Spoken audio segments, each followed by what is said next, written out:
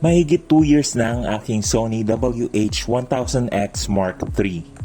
Dahil sa wear and tear, ay ganito na ang itsura ng cushion pads nito.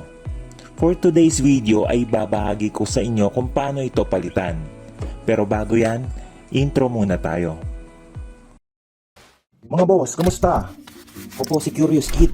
Welcome sa aking munting YouTube channel kung saan pwedeng kapulutan ng kaalaman ang pagiging mausisa. Tara, samahan niyo akong tuklasin ang mga bagay na di pa natin alam o naranasan. Pakilike na rin ang video na to at napakalaking bagay sa akin ang pag-subscribe. Simulan na natin. Ang kakailanganin lang natin ay bagong pair ng replacement earpods at kahit anong non-sharp na pangsungkit o spudger tool. Ang gagamitin ko dito ay itong cuticle pusher.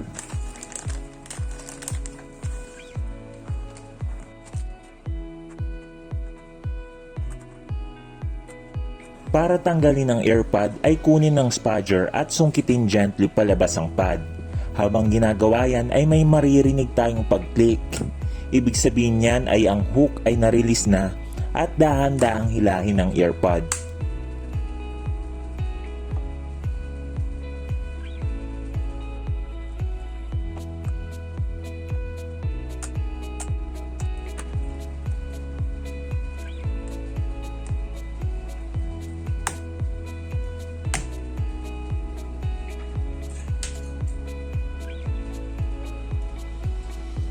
Linisan na rin natin yung loob ng headphone.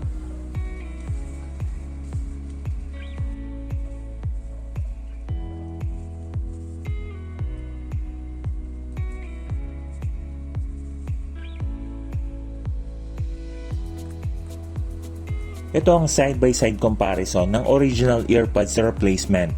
Halos walang pinagkaiba sa build ng frame at medyo firm lang ang cushion nitong bago.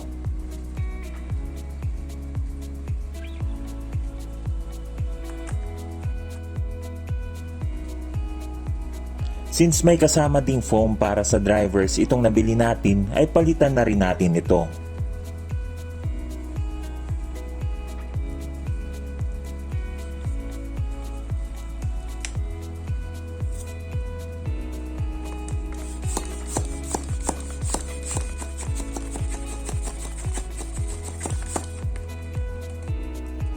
Lagyan lang ng tig-apat na double-sided adhesive tape ang bawat foam.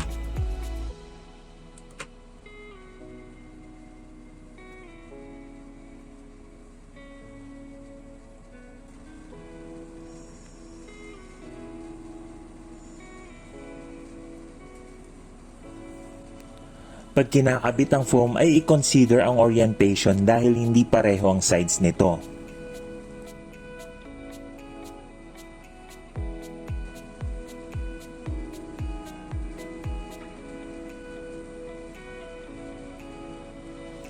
Sa pagkakabit naman ng earpods ay walang left or right.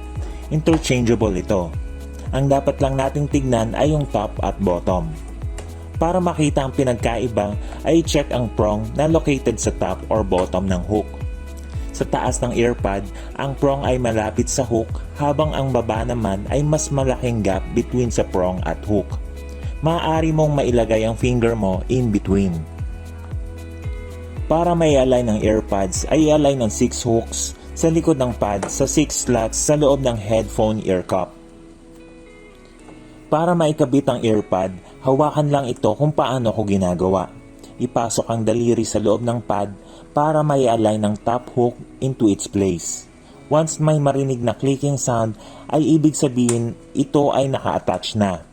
Then, ipush na ang natitirang mga hook hanggang ang lahat ay naipasok na sa slots. Iwasang madiinan ang gitnang bahagi ng earpods dahil dito nakapwesto ang drivers nito.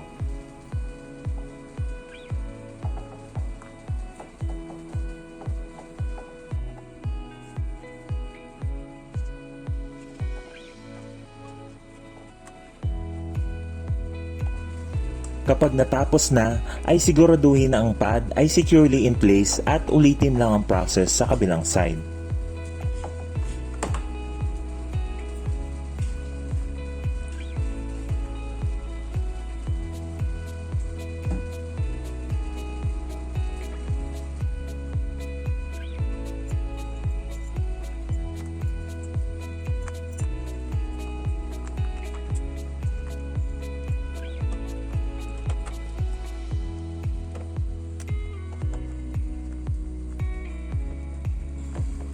At ayan, matagumpay nating napalitan ng earpads ang ating headphone. Sana nakatulong itong video at you enjoy your Sony XM3 headphones. Kung may mga katanungan kayo, ay wag nang mag-atubiling itanong sa comment section. Saludos! At dyan nagtatapos ang ating pagtuklas. Ito muli si Curious Kid, ang nagpapaalala na lahat ay kayang-kayang gawin sa pagiging malikhain. At kung ikaw ay sisipagin, hanggang sa susunod na pag-uusisa mga bata. Adios!